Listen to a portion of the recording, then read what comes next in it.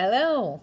We will be reviewing, the page is kind of cut off, but the page that looks like this. So this is questions 50 and 51. The box plots comparison and some expected calculations. So let's take a look at these box plots. It says the box plots above summarize two pieces of data. Which of the following must be true? Well, normally we don't like these questions. We're like, oh, it's so hard to decide between these. But I think this question is pretty straightforward. It says, do the two stat A contains more data? So one of the drawbacks of box plots is this could be a million pieces of data. You have no idea. All a box plot is a 5-number summary. The min, the max, quarter 1, quarter 3, and the median. That's it. It could be about a million people. It could be 10 people, 5 people. You don't know, but it's a 5-number summary of you have no idea how many people. So question 1 makes no sense because there's no way to know.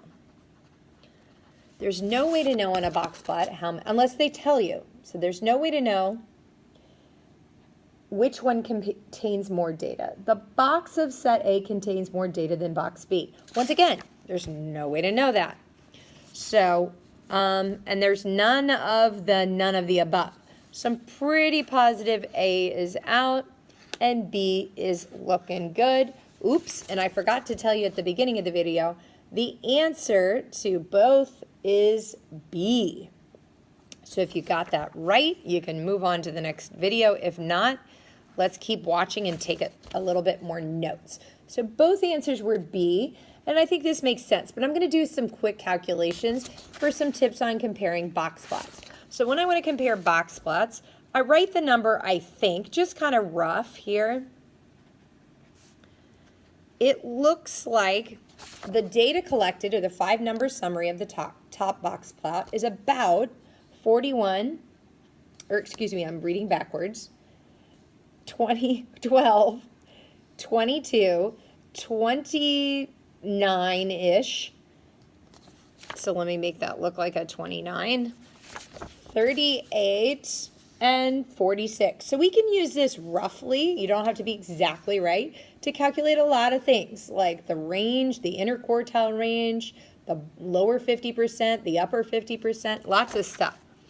And then I can do the same with B. So that's 14, 23, 28, 37, 44.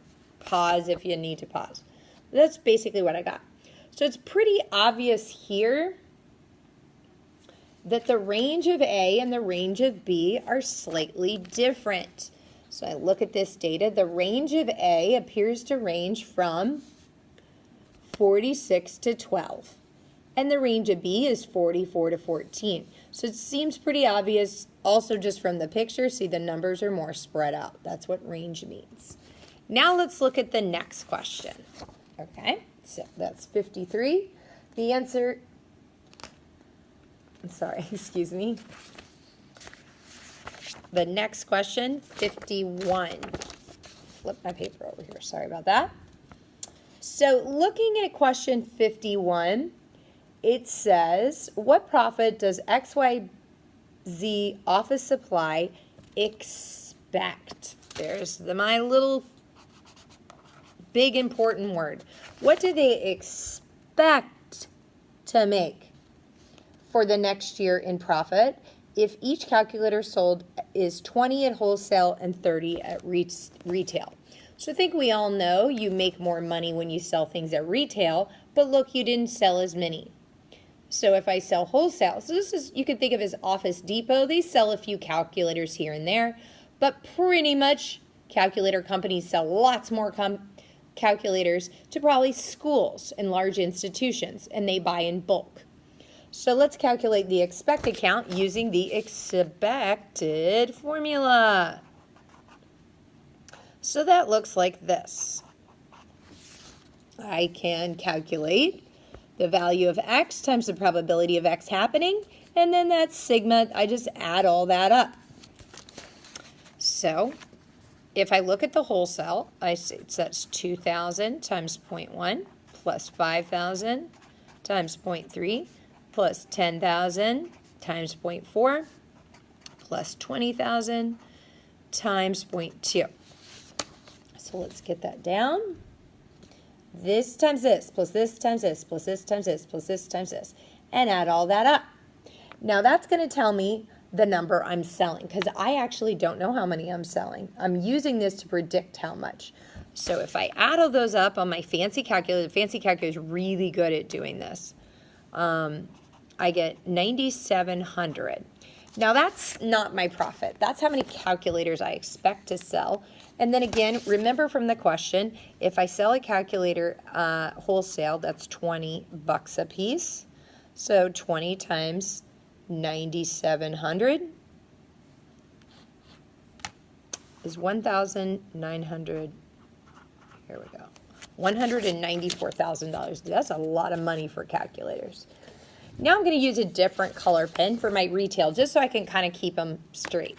So for my retail sales, I still do this times this times this times this. So 600 times 0.4 plus 1,000 times 0.5 plus 1,500 times 0.1. Add them all up on my fancy calculator and get 890.